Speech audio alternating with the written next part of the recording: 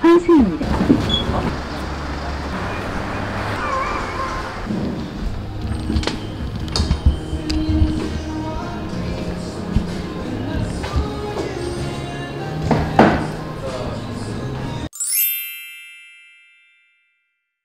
Alright, hey, I'm Juram and I graduated Faith Academy at 2017, June. And I took a gap year for about a year and a half. But then during that time, I was able to enter an NGO. So a good 3 years now. I think after a month after my graduation of high school, the director of this NGO actually came to the Philippines to look for other people to work with, and second because he's a doctor, but then Oriental medicine doctor, so he does acupuncture and stuff. And so there was a someone that needed medical attention, and he went there to treat her, but then my mom was there to also help her out. So I needed a place to stay for college apps, and then after college apps, right? So my mom told him our situation. He's like, oh, why don't you come on over to our NGO and we'll house you and we'll teach you stuff until you go off to college. If anyone really showed the heart of Jesus, it's this director, because taking strangers in, right? But then once I came here, I realized I wasn't the first one that he did this to. Like he's done this for many years, and so he's been helping out other kids. But I think I was the first MK that he actually helped out in this way.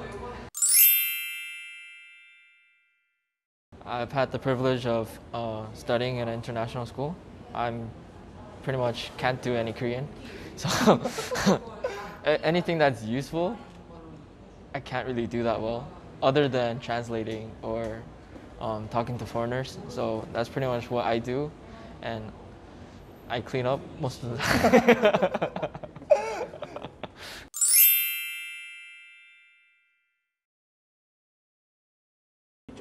Like, truth be told, I wasn't expecting anything. I was like, I try to keep an open mind. I was like, this is a good opportunity for me to learn about our Korean culture, right? Because I had no idea what I was doing.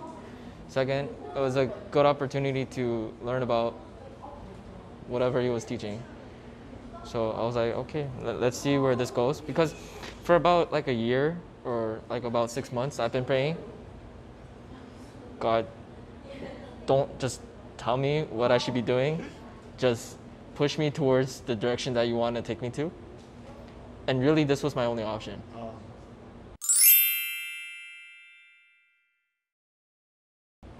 I'm living with the NGO. So one of the things that the director told me was that I would be living with him and his family. And so because this is pretty much a family-led NGO, I'm living with the NGO. You expected to live with the family? I expected to live with the family, but then once I first went to his house, it wasn't as well, big. it had 3 rooms, but then the rooms were like 2 meters at most, so I didn't have a bed. We were all sleeping on the floor, right? So it's not big, but then 8 of us were living in that. Oh wow! So we had like what, a meter to ourselves, pretty much. And so, but then it was nice because we had 3 rooms, 2 bathrooms, and a living room, but then just everything squished. So when I first went in, it's like, wow, this guy is a director of an NGO, but he lives so modesty. So that's the thing that struck me the most. Is like, this guy is actually living the life that we are all told to be living, right? And so I was sold right there, because this is the person that I want to be learning from, but he has the intellect of, well, he built a church in his teens. He built a hospital, and he ran it for like 20 years. But then this guy still wants to give everything to other people because he's not tied down to money. And his living condition was a testament to that. And so if I wanted to learn how to be humble, how to actually be living my life for God, it's this guy. So Like there are a couple people, right? But then those people didn't eat that much to begin with. So if you already have an appetite, you're screwed. You're screwed if you have an appetite. So just expect just expect it. Yeah, just expect it, and eventually you'll burn it off if you can. If you don't, you're just live with it. Live your life. Live your life. Don't be stressed out about this. You know, it's just your body, right? Right? Love yourself.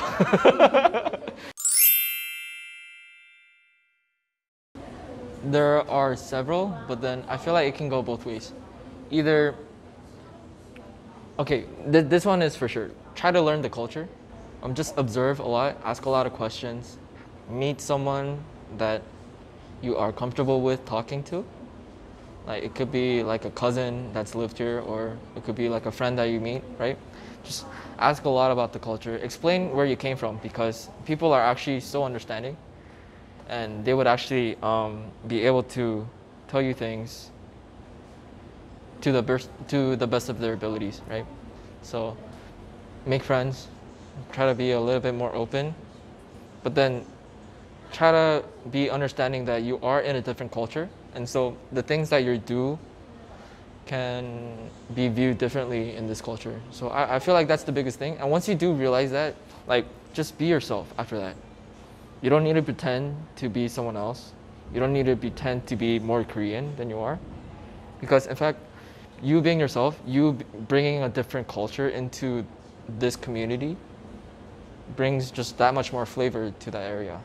And if they don't like you for that, then you don't need them, right? Screw them, right? But then if you don't be yourself and you try to conform to whatever the social norms are, like understanding what the social norms are and then just being yourself, that's completely different than conforming to that social norm. Make good friends. If they suck, just leave them, because they're not going to help you out, and you're not losing anything by leaving out toxicity, right? It depends on what the situation is. If you're in a close community and you're already a part of it, I feel like you are obligated to share more about yourself, right? And it's natural, right? It's natural to talk about yourself in those settings, and that's when you can say those things. But then, in most of the time, and you're not in a closed community, like an open community, you don't need to make yourself known that way, because people will be like, "What the crap is this guy? Who is this guy? Is he Kwanjong?" Right? But then there are gonna be some tells that you are from a different country. Yeah, for sure. Yeah, and so they're gonna ask you, "Who are you? What are you doing here? Where'd you come from? Are you from here?" Right? And so if they are curious, then sure, just tell them. Well, mostly I was in a closed community, so they're stuck with me regardless. First, they were surprised. No, when I first came to Korea, they're like, "You're not from here, are you?" Right? But then as I began to learn about the culture a little bit more, they were surprised when I told them that I came from a different country. So that's that spectrum. And then within this spectrum, this part of the spectrum, yeah, because I made a good impression, I feel. Like, they were just welcoming. And they're like, "If you have any questions or if you want to go anywhere, just hit me up." So, yeah. We have a share house in JEJU. And so maybe like twice a year, 3 times a year, we will go to JEJU.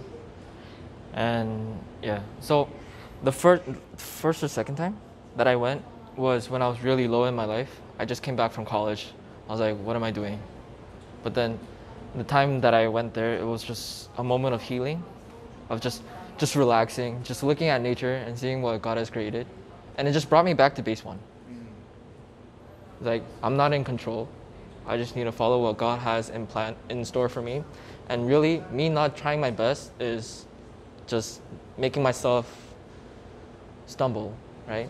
So just working hard, not complaining, and just bearing with it is actually tremendously helpful for me.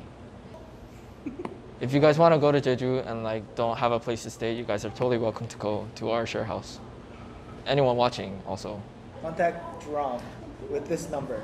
Or Actually, like we have a website. I'll send the link. Link in the description down below. We'll do that. Like and subscribe, yo.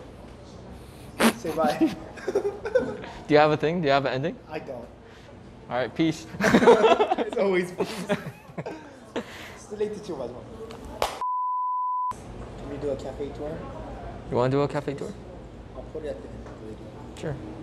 All right. So pretty much to explain what this cafe is it's an open area for everyone to use.